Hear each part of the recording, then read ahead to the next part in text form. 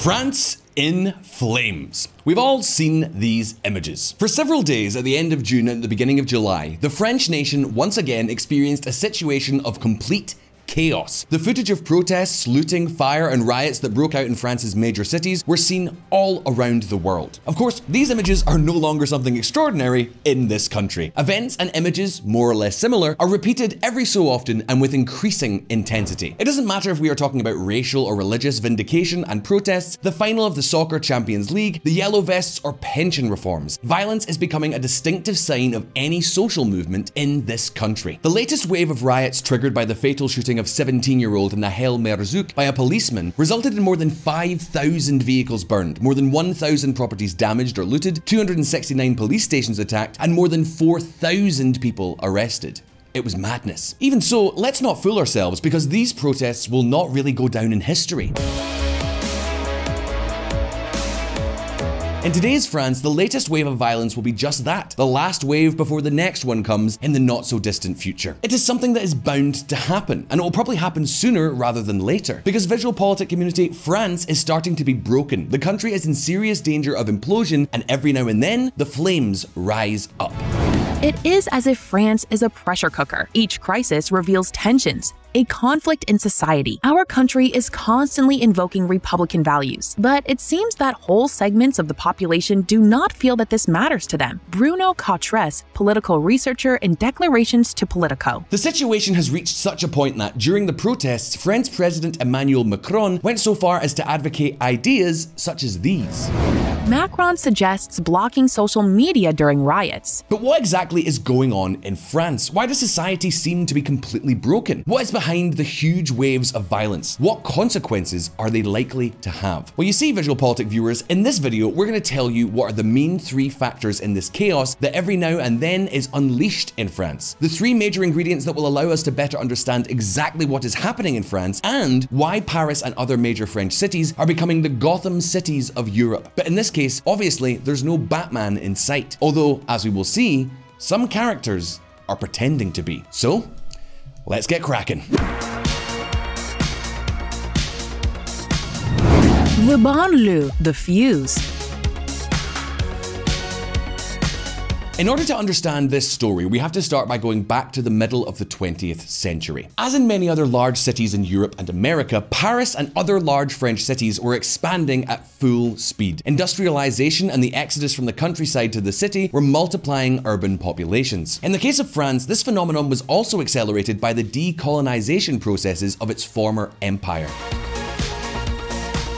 In response to the overcrowding of cities and the appearance of shanty towns and substandard housing, the suburbs of cities began to grow in the 1960s, the famous banlieues. They did so in Paris, Lyon, Marseille, and other large cities. They were developed under the direction of the French state itself, which began to promote thousands and tens of thousands of social housing units in these new neighborhoods, where of course, schools, medical centers, and public transportation links were also opened. On paper, this idea was fantastic. With these new neighborhoods and the thousands of public housing units built by the government, the poorest French could not only have access to a house, but also to a much more affluent lifestyle. However, problems soon arose. You know that there is a massive gap between theory and practice, and that good intentions do not guarantee good results. Well, initially, most of the housing was designed for the French who had emigrated from the countryside to the city. But as soon as they could, they moved to neighborhoods considered better. So what happened to those vacated state housing spaces? Well, they were acquired by or passed into the hands of the immigrant population. At the same time, the deindustrialization that Paris had experienced over the last 4 decades had closed the doors to good jobs and good salaries for many of the residents of these same neighborhoods. And so, in this way, these areas ended up becoming something like a synonym of poverty, immigration, and all kinds of problems. School dropouts, discrimination, unemployment, poorly maintained buildings, delinquency. Let's just say that little by little, these suburbs started to become real ghettos. This was a particularly intense phenomenon for many groups of immigrants from the Caribbean, Senegal, Ivory Coast, Morocco, and especially Algeria, who have ended up living in separate neighborhoods where the cultural pressure of their countries of origin is maintained and where levels of integration with French society are relatively low. In recent years, for example, many people from countries such as Pakistan have been arriving. And as you can imagine, the combination of such a rigid culture with a ghetto environment is a ticking time bomb. Now, don't think that this has taken anyone by surprise. In 1977, the French government was already concerned that ghettos were forming.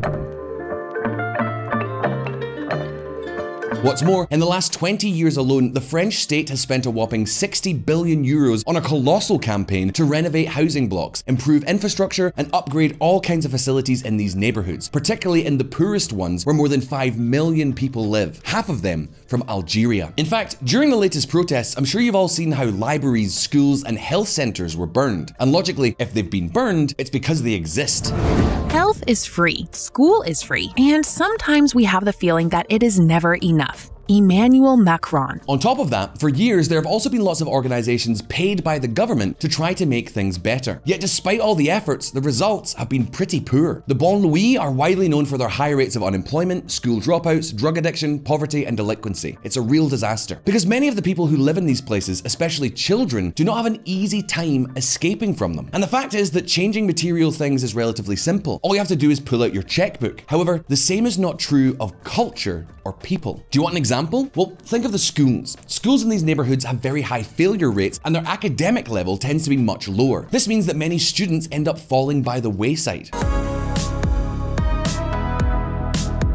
Well, the fact is that public housing policy that ended up promoting real ghettos is one of the key factors for explaining why France has so many problems integrating immigrants. Basically, immigrants arrive in France, they live in France, their children are born in France, but they never really become French. Neither them nor their children, at least not completely. Here, the data is compelling. For example, it is estimated that about 50% of the children in these ghettos are poor. Unemployment is almost double the national average, and of course, family incomes are much lower. To give you an idea, 1 out of 5 foreigners living in France thinks they are discriminated against because of their origin, their race, or their religion. This is one of the highest rates in the developed world. It turns out that France is one of the countries that has the most problem integrating immigrants, and these neighborhoods are largely to blame. You don't believe me? Well, take a look at this graph. There is still a feeling in these neighborhoods, and probably a reality, that you don't have as many opportunities as in other places. When you see your parents and older siblings struggling to find work, we are paying for the concentration of poverty, the lack of diversity in the schools, and the refusal to build social housing outside of these neighborhoods. Olivier Klein, Minister of Housing and Urban Affairs and former mayor of Clichy-sous-Bois, a municipality in the eastern suburbs of Paris. Logically, all these factors generated frustration, and make no mistake, frustration is the best possible fuel for violence. To make matters worse, 2 new problems have arisen in these neighborhoods in recent years. Firstly, drug trafficking. Cocaine supply at an all-time high in France. Drug consumption in France has grown a lot in recent years. It is estimated that cocaine alone has more than 600,000 regular users in France. This has obviously led to the emergence of many underworld groups that operate precisely from these neighborhoods. And at the same time, there is the problem of religious fundamentalism. It's precisely in these types of suburbs that most of the Muslim population of France lives. And think about it, the lack of opportunities, the feeling of not belonging, the frustration have formed the perfect breeding ground where it comes to recruiting fanatics. For example, I don't know if you remember, but before the pandemic, jihadist attacks in France were the order of the day. Well, most of them were perpetrated by people of Algerian origin who lived, guess where? Exactly, in the banlieue. This has logically contributed to an enormous spiral of distrust, violence, and suspicion that has only exacerbated the problem. For example, people of foreign origin living in these neighborhoods are 20 times more likely to be stopped by police. Take a moment to process that. 20 times more likely. Keep in mind that it's a police force that is not always particularly friendly, which brings us directly to the second major factor in this whole story. Check this out. The police, the accelerant?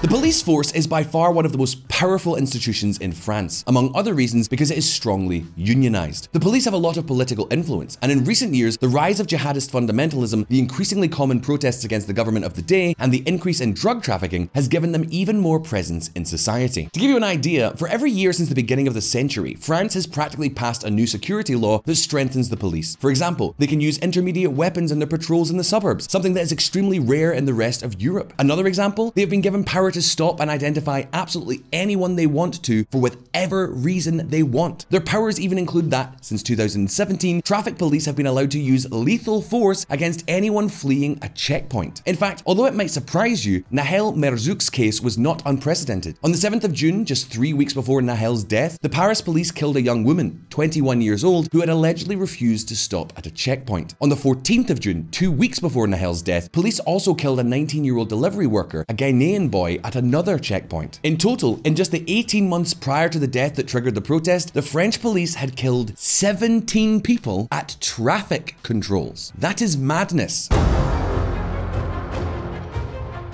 And that's not all. In general, we are talking about a police force that accumulates a lot of complaints for excesses of all kinds, and that, as you can imagine, is very unpopular in the suburbs, and vice versa. According to polls, police officers, surprise surprise, disproportionately identify with parties like Marine Le Pen's, which are calling for a much firmer hand. In fact, after the latest riots broke out, the two big police unions employed a tremendously inflammatory tone. They went so far as to say that they were at war against hordes of savages and that they had to put an end to the rats. Well, what can I say? You can have whatever opinion you like, but I don't know. Statements like that don't exactly seem to inspire calm or confidence, do they? The French police are no joke, and that is kind of a joke. In fact, keep in mind what Macron himself was saying in 2017.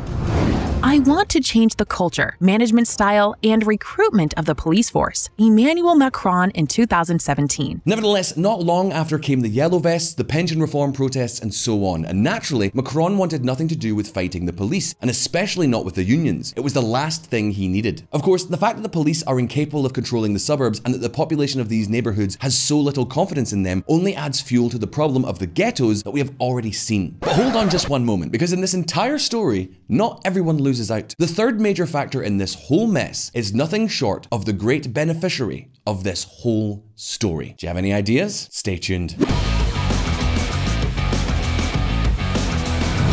Clamor for an iron fist, the consequence. The latest wave of violence has resulted in one clear winner, Marine Le Pen. The French are starting to be fed up, and Le Pen has capitalized on this moment like no one else. Le Pen and her party took advantage of the riots to attack the Macron government, but also to present a package of heavy-handed measures intended to please the majority of voters. For example, the National Rally, formerly the National Front, Le Pen's party, wants young people from 16 years old to be able to be tried in criminal proceedings as adults. It wants those convicted of crimes to lose the right to live in public housing or to receive any kind of payment or consideration from the state. It also wants many more people to be imprisoned and to reduce social payments to people living in the very suburbs we are talking about. And you know what? All of this is starting to sound good to a lot of French people. Remember, this is not us saying this. On the 30th of June, a poll was conducted which showed that Le Pen's response had been the best rated of all political leaders in France. The scum we see looting stores, torching libraries and city halls, all while laughing, are not doing this for Nahel. It is an excuse to attack the police and everything that represents the Republic. Edwige Diaz, deputy of the National Rally. Despite everything, support for the police has remained quite high among the French. According to a poll published by the newspaper Le Figaro, 57% sided with the police, while 69% supported declaring a state of emergency, which was, by the way, another of Le Pen's demands. It's been quite a political rally. VisualPolitik community, the breeding ground that is emerging in France is delicate, to put it lightly. There is frustration in the suburbs. There is jihadism. Then we have the most radical parties gathering support at full speed. This is the great threat of implosion in France, a country where we can already find news items like this one. Fundraiser for French officer who killed teen raises over $1.5 million. Of course, wait a minute, because this is not only happening in France.